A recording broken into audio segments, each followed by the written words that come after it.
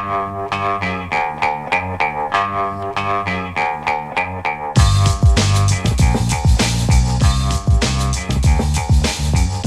the Brian Lehrer Show on WNYC. I'm Tiffany Hansen filling in for Brian today. When Police Commissioner Jessica Tisch agreed to stay on to head the NYPD for the mayor-elect, they both acknowledged that they don't agree on everything when it comes to policing. One area of disagreement is changing New York State's Raise the Age law. That law, put into effect in 2018, keeps 16 and 17-year-olds from being tried and incarcerated as adults, something only one of the other states besides New York still allowed. Commissioner Tisch has spoken out about the need to change the law, as has Mayor Adams and Bronx DA Darcel Clark. Governor Hochul has stated her willingness to discuss the law in the next legislative term. Mayor-elect Mamdani has spoken in favor of the law, though he did point to the fact that the funding to support it didn't materialize. We're joined now by an advocate for the law, Vincent Schiraldi, the former commissioner of probation under Mayor Bloomberg and the commissioner of correction under Mayor de Blasio. He's also run juvenile justice departments in Washington, D.C. and Maryland. He's now a visiting fellow at the Pinkerton Foundation. Welcome back to the show, Vincent. Thank you, Tiffany. Thanks for having me on. You got it. All right, Vinny, let's just start by talking about what the law changed when it was put into effect, and then maybe we can get into some of the data about how it's working now and why some folks are calling for it to be amended. So what was the goal originally of that Raise the Age law, which folks refer to as RTA? Was it to really bring justice to those young offenders who were being tried as adults? Was there a goal, perhaps, of having less crime overall by separating young people in the criminal justice system from adults? Because we know that there is a connection between trying children as adults and their likelihood of reoffending, right? So what was the original goal, do you think? Yeah, so I'll go back a minute further than that to the birth of the juvenile court back in the late 1800s by a trio of, sort of crusading women in Chicago, Lucy Flower, Julia Lathrop, and Jane Addams, who created a court to separate kids from adults. Before that, if you were arrested as a 12-year-old, you went to an adult court, and if you got locked up, you went to adult jail or prison. And they thought this was wrong. They thought that kids were not just smaller versions of adults, but qualitatively different in ways that matter jurisprudentially, right? So it matter in terms of what we should consider in the court. Not that they weren't responsible at all, but that there was mitigation, and the mitigation was kind of twofold. One was they're not as responsible as a fully mature adult because they're not developed as much as a fully mature adult, and the other is they're going to get better. They're going to get older, more mature, and less likely to do stupid, childish things. And decades and decades later, tons of research funded by the Justice Department and the MacArthur Foundation and some other foundations found, lo and behold, what every parent knows is true. Kids are different than adults. The boy of 15 is different from the man of 30 in the way the man of 30 is not different from the man of 45. They're different, the man of 30 and 45, but there's not that much different. But a boy of 15 and a man of 30, man of 30 is way more mature, way less likely to be influenced by his peers, way less volatile in emotionally charged settings, way more oriented towards the future and able to therefore delay gratification. That's what the research has found. And so the overwhelming majority of states had set 18 as the age at which we say you're an adult from the standpoint of being prosecuted. Doesn't mean you wouldn't be prosecuted before 18, but the prosecutor would bear the burden. They'd have to go to court and say, this kid did something so bad and has done so many bad things before, we want them to be prosecuted. As an adult, defense attorney would defend it, judge would make a decision. Not in New York. In New York, when you turned 16, for all criminal purposes, you were an adult. And so you went to adult court. If you got arrested for misdemeanors or petty theft, that was an adult charge. If you got convicted of it, it stayed on your adult record forever. And if you went to jail, you went to Rikers Island. Was When there I was, was there any wiggle room there, Vinny? I'm wondering, no, that 16, 17-year-old, was it always just you went right to adult court? There was no wiggle room for a prosecutor or a defendant to say these extenuating circumstances mean that this child should be tried in a family court situation. It was really just that black and white. everything was adult. Now, prosecutors had the ability to dismiss the charges, to divert the case to a program. But if they decided to prosecute the kid, the only venue available was adult court for that 16 or 17-year-old. And the only jail that was available was Rikers. They couldn't put him in Horizons and Crossroads, the city's juvenile facilities, or Spofford back then. And I will say, aside from being terrible public policy, the fact that by the time Raise the Age passed, New York was only one of two states, the other being North Carolina, where 16-year-olds were automatically and irrevocably tried as adults, was embarrassing. When we used to go to other conferences in other states, I was probation commissioner there. People would be like, "What's up with that? I don't get it. Why is it 16? Why'd you pick 16?" And the answer is they picked it when they formed the juvenile court back, 100 years ago. And and because of the sort of volatility of this issue and the fear that politicians had for stepping on it and on this third rail, it just took decades and decades of really kind of incontrovertible evidence about how bad it is to put kids in the juvenile system before we finally dragged the folks in Albany over the line to lower the age, to raise the age to 18. I mean, like the evidence is clear. The Centers for Disease Control says when you try kids as adults, not incarcerate, not necessarily even incarcerate, just put them in the adult system, they're 34% more likely to reoffend. And when they do go to jail, kids who ultimately go to adult jails, they're third more likely to die, literally die, between the ages of 18 and 33. So that's sort of how toxic an effect this has on a young person. Listeners, we're talking with Vincent Schiraldi about the Raise the Age law. Some folks wanting to bring it up for discussion again in the next legislative session. Do you have a question for our guest about how the law has worked?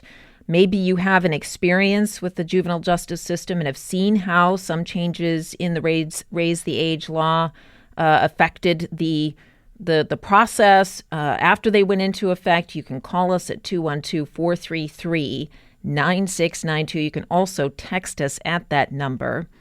Vinny, I've seen this flowchart about how the system works, and it really looks, our colleagues at WNYC or at Gothamist have linked to it. It looks like nobody under 18 gets detained or tried right now in regular adult court. Family court handles misdemeanors, some nonviolent felonies. But for serious felonies, there is a new youth part. That youth part is part of the adult court system. So explain for us how that youth part actually differs from adult court, if it does, and how many kids are ending up there. Do we know? So I know a couple things. I don't know everything. But let me take it from a different angle and say sort of what changed when Raise the Age passed, right? And then that'll get me into the youth parts.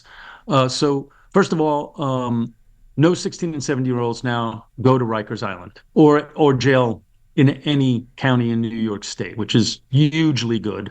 I saw the 16-year-olds and 17-year-olds on Rikers Island when I was with the mayor's office of criminal justice after I was probation commissioner, and it is nothing that a decent society should be proud of.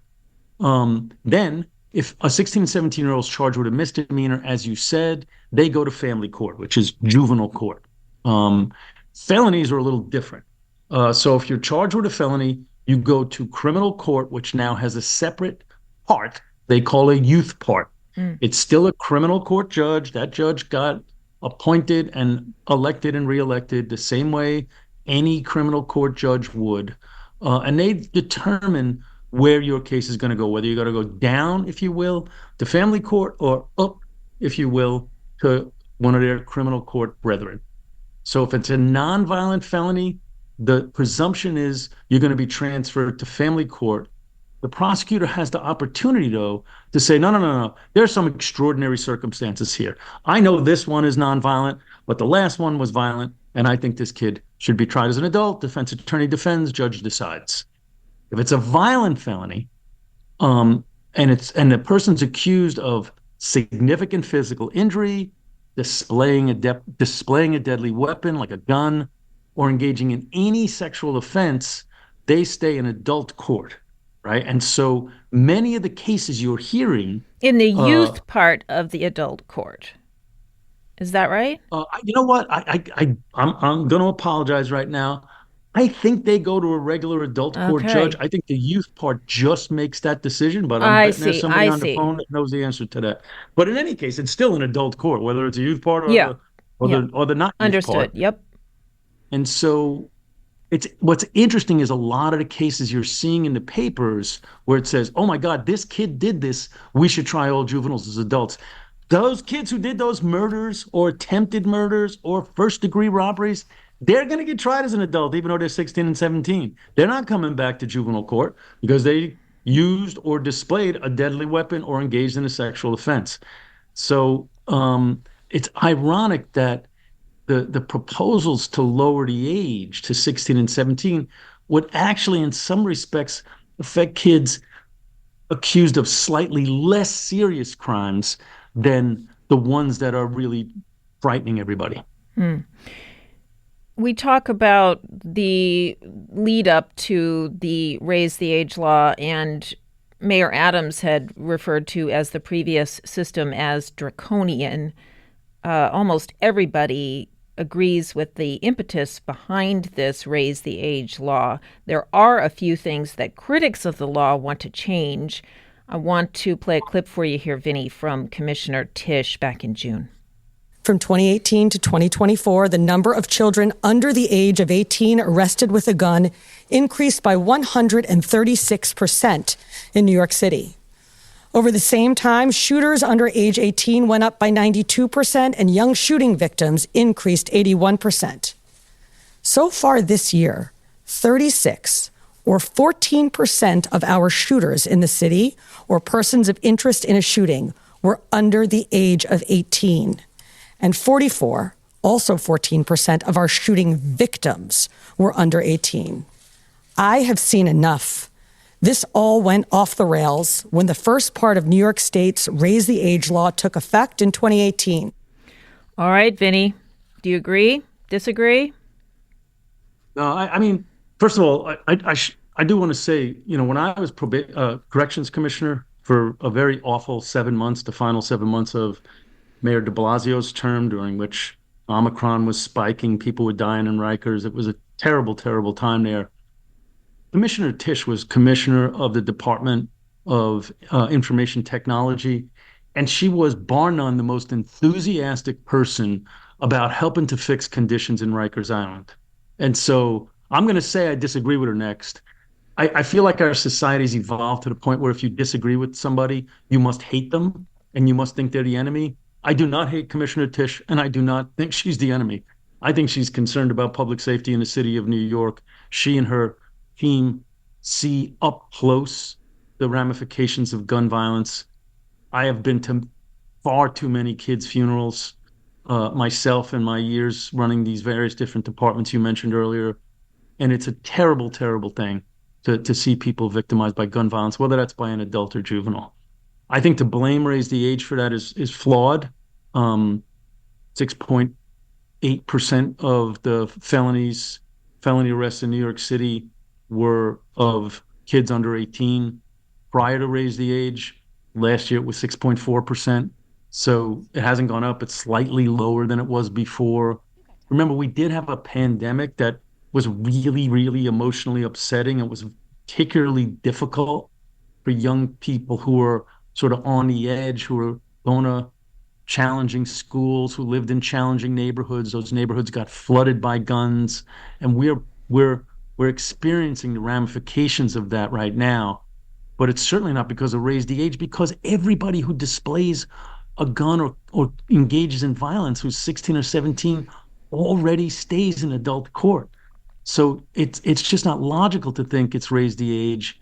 And also, that's group of young people commits fewer crimes as a percentage than they were before raise the age passed. It doesn't mean they don't commit any crimes. It doesn't mean that gun possession's not up. Gun possession's up. We flooded our communities with guns during and after the the pandemic, and we need to address that in a very serious way. I think Mayor Mamdani's right. We need to all kind of get in a room, knock heads. He's proposed a whole department of community safety that gets to young people and old people before they commit crimes. And my hope is that he and Commissioner Tisch and whoever runs that department can get this together and say, okay, what are we going to do to stop people shooting in the first place, not wait till afterwards to punish them harshly? One of the things when we're talking about guns in the hands of younger people, Vinny, Commissioner Tisch, Mayor Adams, others have claimed that gangs are putting guns in the hands of younger people with the idea that they won't face the same criminal penalties. I'm wondering if you agree or disagree with that conclusion. I am sure that periodically happens.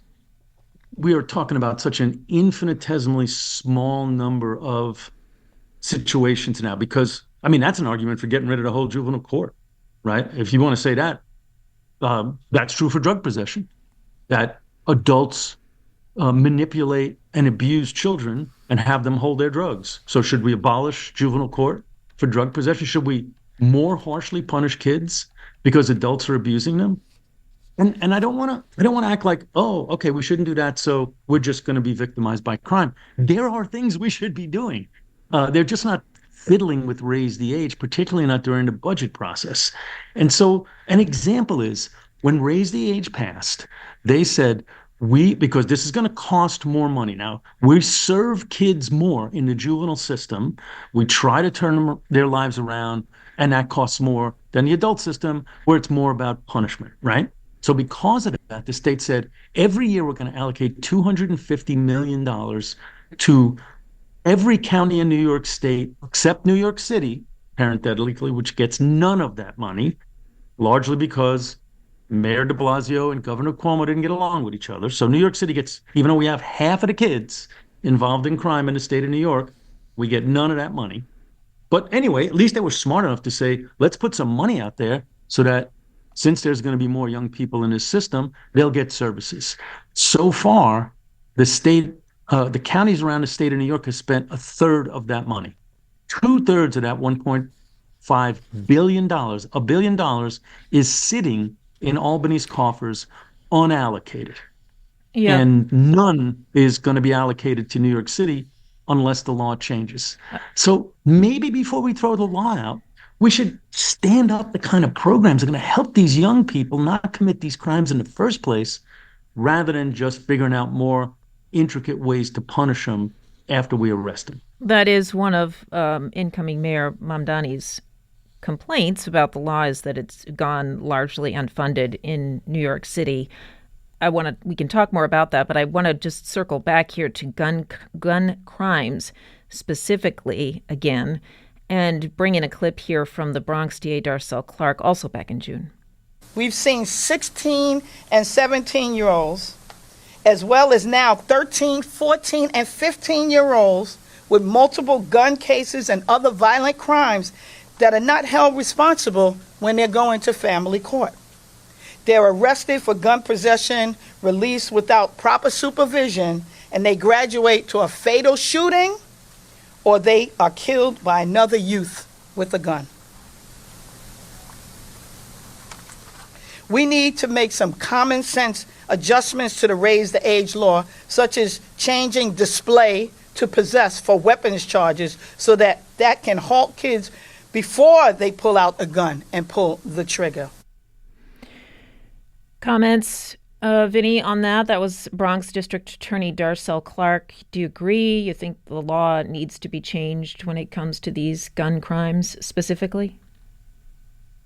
So again, I'm going to start by saying, when I was Commissioner of Correction, all the cases that arose out of Rikers Island, so if somebody did something particularly serious, either to another incarcerated person or to staff, they were prosecuted by Bronx District Attorney Darcel Clark. She cared deeply about what was going on at Rikers Island. She came and visited. She came up with ways to expedite processing of those cases so that, because once a crime like that occurs, everybody's on edge. She was super concerned as a woman that grew up in the Bronx, knows what's going on in the streets, and really cares about both conditions of confinement and crime as a general rule. I disagree with her on this, but it's not that I hate her or think she's the enemy. I think we need to get in a room and figure stuff out. So here's why I disagree. Okay, first of all, 13, 14, and 15-year-olds, none of the proposals will affect them, and raise the age did not affect them. They were already in juvenile court. There was already a process for asking for them to be tried as an adult if they committed serious crimes, and raise the age going up. And if it comes back down, we'll have zero impact on 13, 14, and 15-year-olds. And it does bother me when people keep raising the cases. Several of the articles I see, a 15-year-old did this, a 14-year-old did this. Like, yes, 14 and 15-year-olds can occasionally, thankfully very rarely, commit serious crimes. Lowering the age to 16 will have nothing to do with that. One. Two,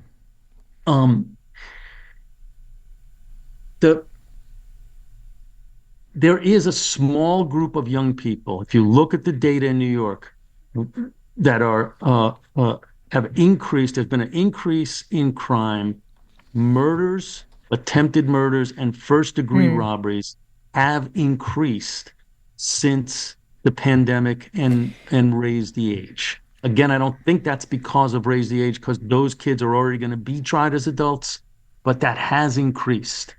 I suspect it's because of the same sociological factors that are affecting kids all around the country, which is they got shut out of school.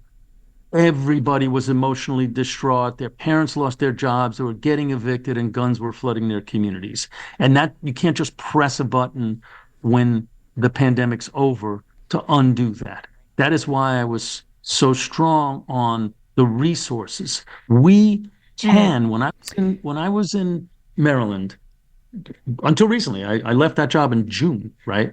There were a terrible number of shootings amongst the kids. Terrible number of shootings, way worse than New York. Vincent, I do want to get to that a little bit more about the history that you have here with this, but I'm curious, Vincent, for your take. We mentioned it, but we didn't actually touch on, I think, this notion of recidivism, and if that was the intent of partially the intent of the law to lower this incidence of recidivism among kids who are tried as adults and incarcerated as adults, and if that was part of the the impetus for creating this law and implementing this law, has it been effective? The research on it was from the early years of implementation, when I don't think things were being implemented well, and when the resources weren't available to help with the kids. So there's been some slight increases that some of the research has shown relative to recidivism, but this is a group of kids. You do need really powerful programs. What I was about to say about Maryland was that when we were able to isolate the kids most likely to be engaged in gun violence, either as a victim or an offender, after having evaluated 30,000 cases, we did a data analysis of 30,000 cases. We then stood up a program. It was a slightly expensive program because it was really intense, where every one of them got a life coach who was a credible messenger, who used to help them develop their own life plan. I'm going to go to school. I'm going to get a job. I'm going to get therapy. My family and I are going to move. And we then resourced those plans. We had the money that Governor Moore gave us to resource those plans. And even though these were the highest risk kids in the highest risk communities, we were able to substantially reduce both their victimization, because many of them were going to get killed. None of them got killed, and it's been going since September of 23, so 2 years, and their likelihood of engaging in gun violence. Well, New York Yeah, I want to has just, those and programs. yeah, and I just want to interrupt here. Sorry, because I know we're getting down to our last minutes here, and I want to circle back to something you talk about resourcing the plan. One of the things that Mayor-elect Mamdani has pointed to as a problem, specifically with the Raise the Age law, and D.A. Clark also pointed out in that clip that we heard, that there was supposed to be money for local jurisdictions for youth violence prevention. New York City hasn't seen any of it. So tell us what happened to that money and how can the law be changed, can it, to fix that? Yeah, it's a scandal. I mean, we created a program called Close to Home when Mayor Blasio, I'm sorry, when Mayor Bloomberg was mayor and Governor Cuomo was brand new. And that took all of the kids back out of these brutal state Office of Children and Family Services facilities and put them into programs, some residential, some community in New York City. And when we did that, they gave us half of the money that it cost the state. It was costing the state $250,000 per kid per year. Crazy money to lock them up in these awful upstate facilities. And that half of that money shifted to the city. So we were able to stand up a whole continuum of programs for those kids. When that sunset 5 years later, even though we kept all of the kids, Governor Cuomo didn't re-up the money. And that happened the same year as Raise the Age, when $250 million a year was allocated to absorb the impact of Raise the Age for every county in the state of New York other than New York City. And I've never seen a political analysis of why, other than Governor Cuomo didn't like Mayor de Blasio, and he wasn't going to give him any money. And so now that money gets allocated every year. It's very challenging even for the upstate communities. So only a third of it has been spent. So a third, so it's $1 billion sitting in a pot. New York City has no access to it. And again, before we change the law, how about we spend the money to help the young people not get involved in violence in the first place? I've been beaten up. I've been mugged in Central Park and in a park in my neighborhood. My apartment's been robbed. I grew up in New York City. Stuff happened. And I would much rather not been victimized than been victimized and had the kid tried as an adult. We have been talking with Vincent Schiraldi, now a visiting fellow at the Pinkerton Foundation, about the Raise the Age law. Vincent, last 30 seconds before you go, what do you think is going to happen this session? We've said it's up for discussion. You think anything will actually come of it? Yeah, I mean, I think the main thing we need to try to do, a new mayor needs to try and do, is get this out of, a backdoor deal. Albany often tries to pass important pieces of legislation like this during the budget process. That's absolutely wrong. Even if you disagree with everything I said, this should be debated in the legislative session in front of the proper committees. Prosecutors should come, advocates should come, and the legislature should fit it out. They shouldn't stick it into some obscure section. That's why people are cynical about politicians. And I think, in my view, if one final thought I would give you is every one of these kids has a parent. And I know their parents, and I've met these kids. I want you to think about, if my kid had done what these young people are being accused of, even if it was a tough thing, what would I want? What would the system look like? I would want to respond to my kid, to both hold them accountable and help them turn their lives around. That's the kind of system we should devise for the children of other people, the one we want for our own children. Vincent, I think that's a great place to leave it. Vincent Schiraldi. Vinny, thanks so much for your time. We appreciate it. Thanks a lot. I much appreciate being on.